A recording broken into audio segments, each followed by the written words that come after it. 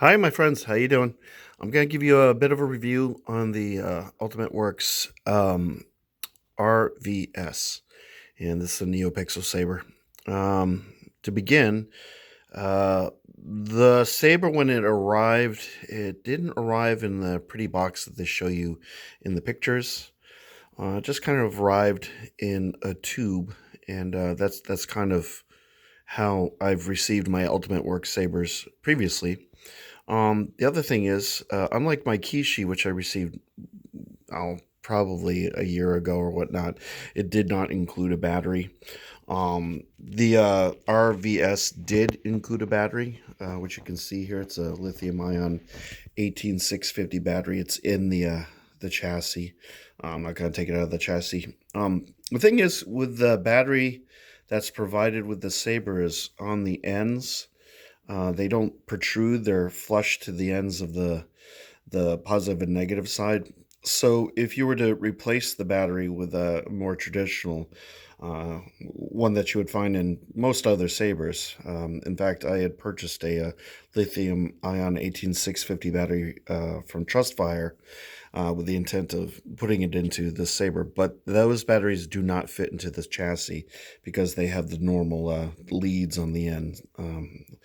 With this you have to kind of use the battery that's supplied, and if that battery starts to go, then you would probably have to purchase another one from Ultimate Works or a similar company just to make sure you get the right thing. Now it was kind of the same situation with the battery on my Kishi. But I was able to make a standard battery work in that. But with this chassis system, which Ultimate Works uses now, that could be an issue. So just be aware of that. If your Ultimate Works Saber doesn't come with a battery, you're probably gonna have to uh, jump through a lot of hoops to get the proper size battery. Anyway, so the chassis is removable, and you have a micro USB port that you can connect to your computer to do editing. I cannot because my PC runs Windows 7 and it won't read or it won't download the drivers to allow me to do any kind of editing. So eventually, I'm gonna have to update my computer in order to be able to do all the editing that I can't do on any of my sabers. But there is a micro SD card, which I have not figured out how to remove without possibly damaging the holder for the micro SD card. So I'm just going to leave it for now. And the Saber comes with three standard fonts: a Vader, a Ray, and near as I can tell, probably it's probably an Asajj Ventress or something to that effect. Uh, as far as replacing the chassis, the back of the chassis aligns with the cover tick wheel, and you can see it's essentially. Let's see if I can get a good angle and show you how to put this thing in here. You're just gonna slide it in there. There's a little bit of a X on the back that you can use for alignment.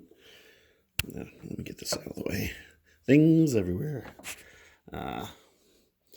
So when you insert that, if you do it right, it kind of, I don't have it quite in there. There it goes. It kind of just pops in. And it has this little wheel that you can grab to pull the thing out. My fingers are too big, and I have to actually pry it out. It's pretty simple. You just pop it out with something that won't harm the end. And here's your pommel, and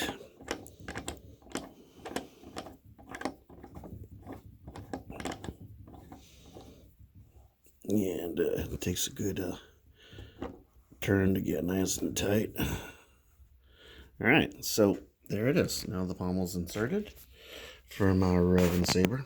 Now you can see this is the original CoverTech wheel that came with the Saber, which I can no longer use, and I will tell you why.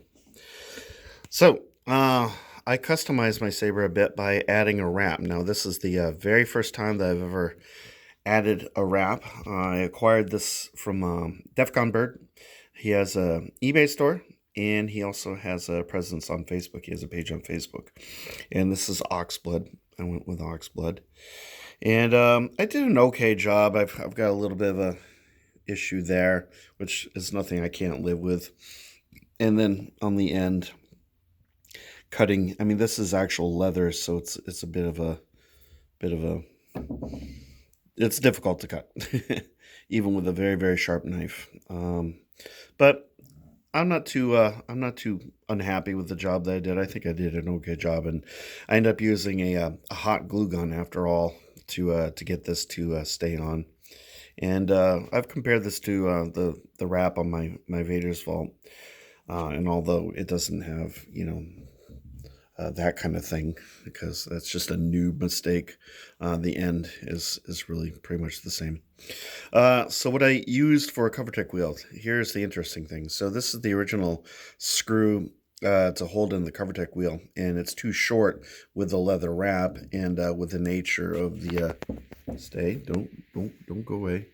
This being sort of flat, it didn't really work. So I had an extra CoverTech wheel that I had intended on installing on another saber, and that one sort of has the curved effect. So essentially what I did was I had to cut the leather away, put that in there, use the original screw, because none of the other screws have the proper thread size, and this is firmly on there. So, and this particular CoverTech wheel kind of goes better with the saber anyway, so I'm pretty happy with it. So there's your pommel, and in your vents. The speaker's in that chassis somewhere, and there's also side vents. And you can see the wrap that I did. Everything else is pretty much standard Revin. I have compared this to my Vader's Vault Revin Elite, and even though this is a larger hilt, all of the decor is essentially identical. And there's your switch, what do they call it, a tactile switch or something to that effect. That's your on-off. And back here is your auxiliary switch in gold. So the auxiliary switch does your font changing. It does, you work this in conjunction with the regular on-off switch for color changing and different effects. And it also works the blaster block, and if you hold it and smack the saber, it engages lockup. And to release lockup, you can either tap this or you can tap that. And so the finish is very nice on this. The anodization is very good. The quality is very high. And well, it's definitely a Revin saber. Currently, I have installed a 32-inch neopixel blade that I repurposed from my Genesis Custom Saber Darkside Vector. And I actually prefer this blade in this saber. It's really snugly in there. You have your blade retention screw here. This hole right here actually has LEDs in it that coincides with the color of the blade. It isn't illuminated by the blade. It's actually an LED that's in there, which is really, really interesting feature. So it's kind of like a window, and it's just an added touch that's very nice. And as far as this screw goes, my assumption is, since there's no LEDs to hold into place, it just has a pin set. Well, I mean, the pin set does actually have LEDs, so you can put in a regular blade plug, and you don't have to worry about having a converter, because there's LEDs in here as well as the pins. So that's also a nice feature. They really take care of you. I have to guess this is kind of a screw that holds the electronics for the switches in place. Obviously, I haven't gone in there and ripped anything apart, because why would I do that? Risk damaging my saber. So a lot of nice details in the lines. They anodize the lines, and then of course you've got this nice gold anodization. And back here there was 2 lines that are currently covered. by the wrap that I added. Okay, so to turn the Saber on, you have to boot it, and that just involves holding the button down. Boot. You can say boot, and then to turn it on, you just push the button. Currently, I have it set to what I'm assuming is the Asajj Ventress font, and I have it set to kind of a yellow. And here's the blaster block. So you can see it moves up and down the blade at random intervals, which is awesome. And if you hold the button and smack something, there's your lockup. And then you hit the button to turn that off. Here's the clash.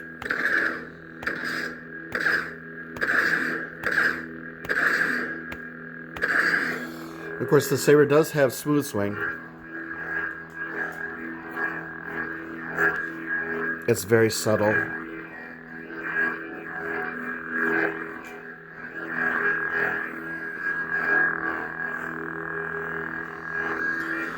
I have to assume that there's probably a way to go in and adjust the volume because it's very subdued on all of the fonts, all three of the fonts that are available. Now, I'm not going to elaborate too much on the features of the Saber, only because, to be perfectly honest, I don't completely understand them. Now, the thing with this Saber is that it came with instructions. It came with a sheet of paper that sort of gave you the basics, and it tried to explain how to remove the chassis, but it was... well, to put it bluntly, it was gibberish. None of it made any sense. So that you're basically going into this Saber cold with sort of tribal knowledge as far as how Sabers work. The one thing I forgot to mention is when you remove the chassis, it is possible to remove the battery to put into a charger. There is no in-hilt recharge on this. That's kind of an Ultimate Works thing, I think. I only have 2 of them, so I'm just guessing. So you have to recharge the battery and then put it into the chassis and then put it back in here. Now, here's the thing. You have to make sure that you have your positive and negative leads going into the chassis properly. Otherwise, you can possibly fry the thing. Inside the chassis, underneath the battery, there are indicators that are sort of in the plastic. It's not written on. It's in the plastic of where the positive and negative is. It's very hard to see. You almost need a flashlight. And then with this particular battery, it's very small. It shows you positive, negative, but it's very small. So my recommendation is when you're charging this Saber, by all means, be 100% aware of how that battery is going into the chassis. Because if you mess that up, you're frying the thing. So whenever I'm inserting the battery into the chassis, I verify everything. Even though I think I know what I'm doing, I always verify that, and I always put it so that the label, there's one tiny little label, is power off, is visible. And I just you basically want to make 100% certain that you're putting that in there correctly. As you just heard, after a set amount of time, the Saber does power itself down. But as far as powering it down, boot, it's just a matter of power off, holding that button. Now, for font changes, while the Saber is off, you just hold the gold button in the back. The Saber has to be powered on. All right, here we go. Young Ray. So there's your Ray font. Lord Vader. And Vader. Vengeance.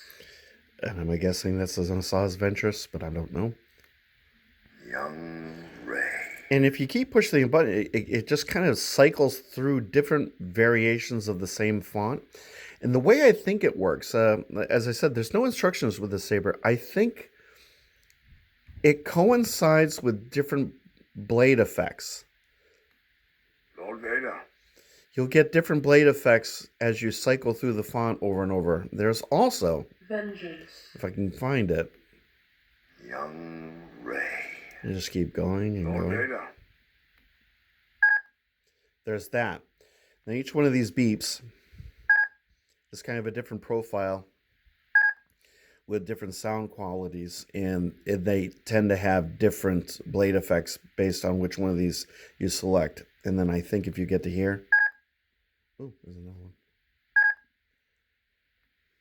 Vengeance. All right, we'll just stick with that. There doesn't seem to be much in the way of rhyme or reason.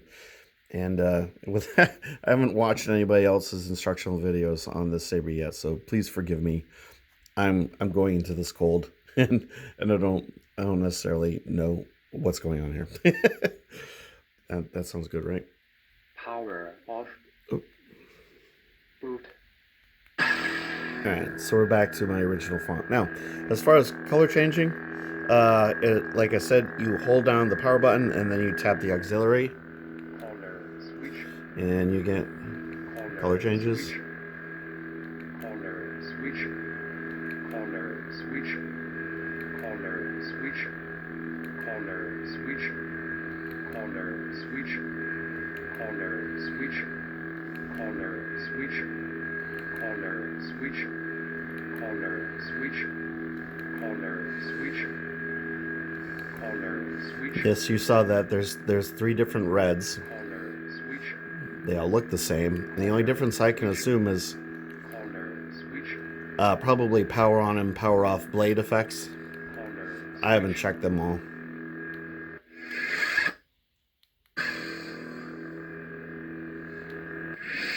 And for different fonts, let's go to another one of those Asajj Ventress fonts. Lord Vader. Vengeance. Okay.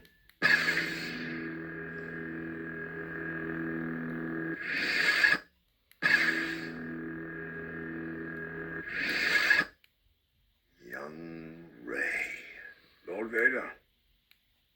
Vengeance. Now you can see that that particular version has a different blade color.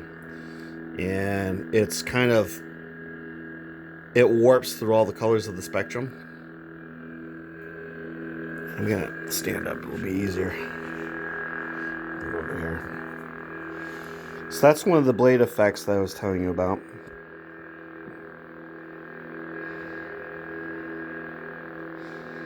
And you can do color changing. I think it just basically changes the orders of the colors or something to that effect. Young Ray. Lord Vader.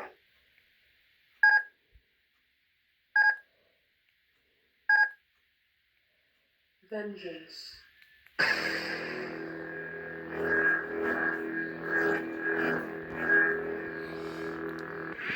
Let me see if I can find you some of the more interesting Lord effects Vader. on this saber. Vengeance.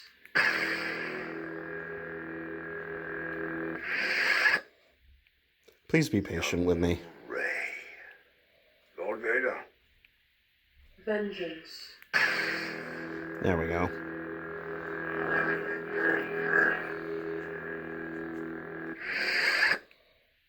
Young Ray. Lord Vader.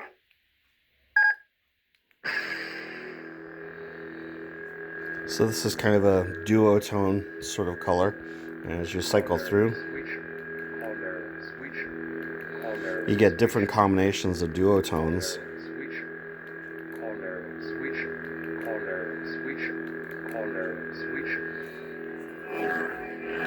This one's kind of a combination of a darker blue fading into a lighter blue.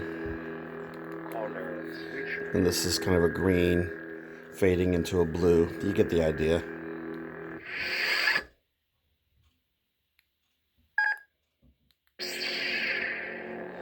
And you get your flame effect.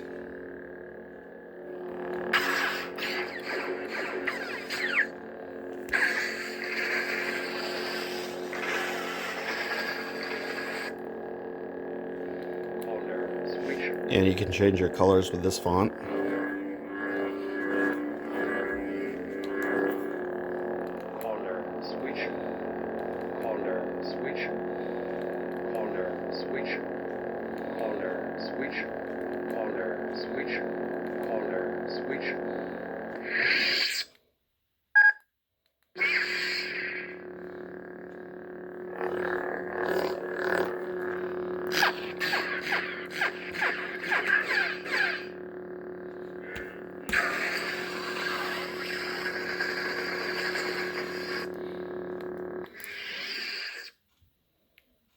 Vengeance.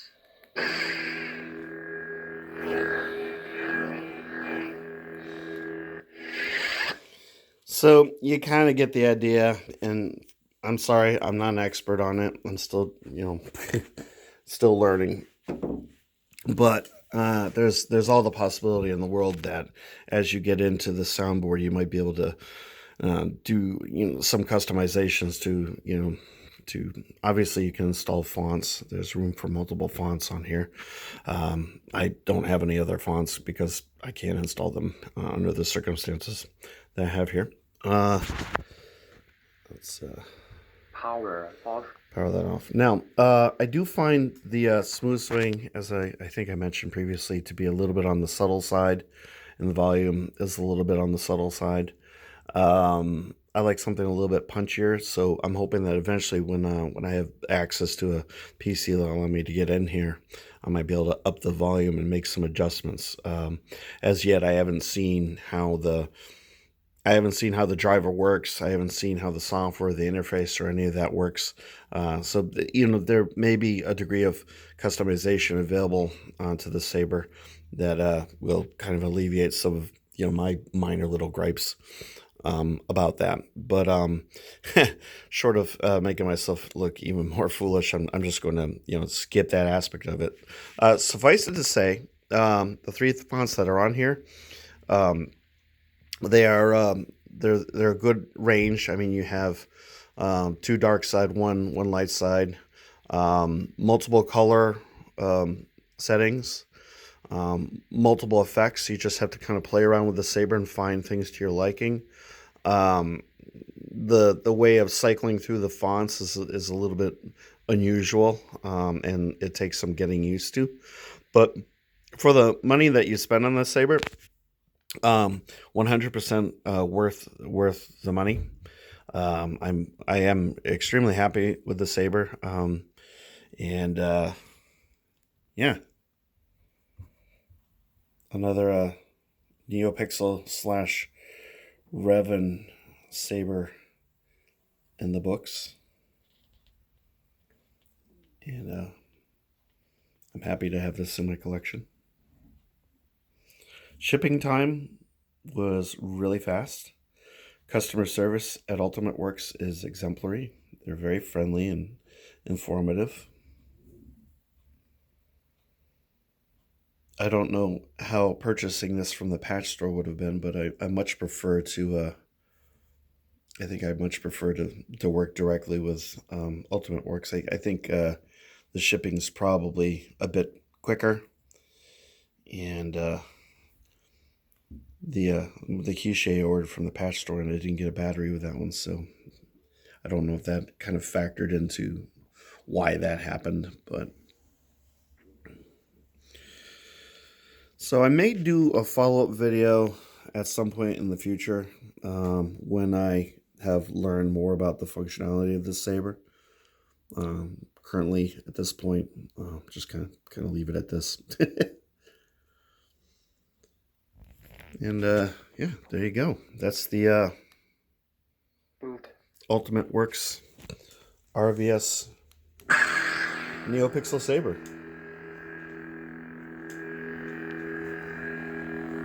Oh, I almost forgot. I'm going to show you this. Yeah. See how that matches the blade color? And as you change the colors, Corner switch. Corner switch. Corner switch. Corner switch. Corner switch. Corner switch. it's a really, really nice feature. Whoop. Wow.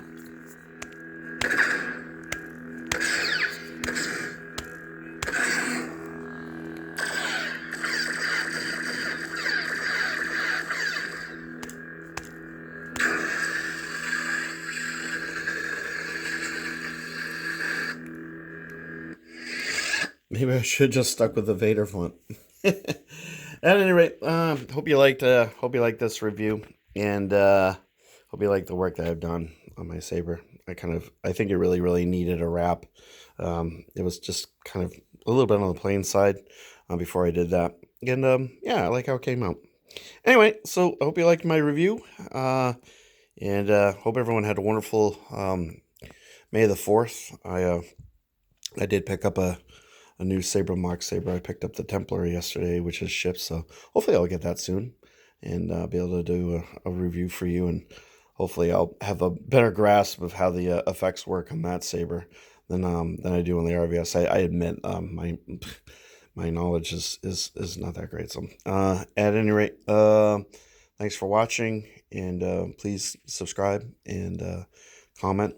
I'll try my best to answer your questions. Like or dislike, whatever the situation calls for. And hope you have a wonderful rest of the day. And I think I'll be seeing you soon, hopefully with an unboxing, assuming that FedEx doesn't bail on me again. We'll see how that goes. All right, guys, you take care. It's been nice talking to you. I'll talk to you later. Bye.